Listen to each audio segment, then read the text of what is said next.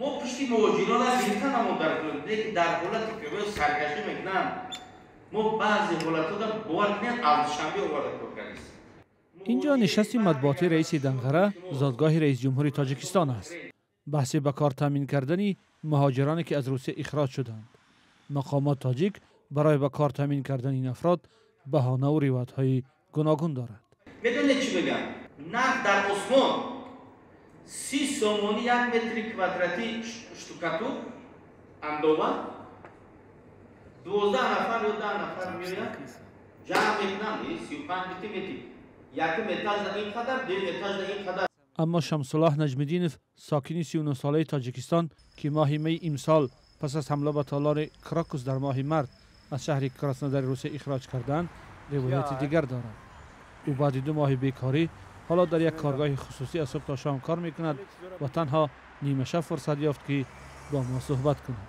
60 کس بودیم، 2 کس ما آزاد کردن، چیکار کردن، جواب دادن، یک تاش خیلی نیسورشن لید بود، یک تاش استودنت و اور جواب دادن، 58 کسی دیگه روی کردن. روسیه در سال 2024 فشار را بالای مهاجران زیاد کرد و روز در میان قانونگذاری مهاجرت خود را تغییر می‌دهد و سخت‌تر می‌کند.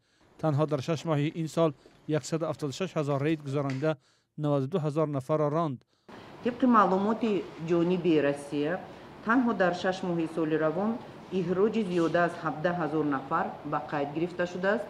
خاپیدن همین 5 سال دپورتاسیا کردن روی کردم. همه حجت داشتم. پاتنت داشتم، پروپیسکا داشتم، رجیستراسیا داشتم. شافیور کار میکردم.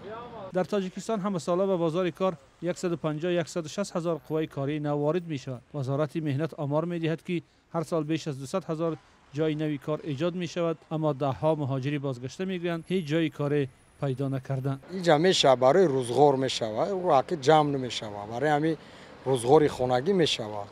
اونجا مقصد اویلی کایو میگیری، مقصد اویلی تر از خود پیتانی و داکومنت میکنی باید چی دیگر روی میکنی اینجا دا میتونن که جمع کنن. اخراج شده هایی که مثل عبدالعلی میاندیشند کم نیستند، ولی در دوراهای سرنوشت گیر ماندند و میگویند وطن در فکر آنها نیست.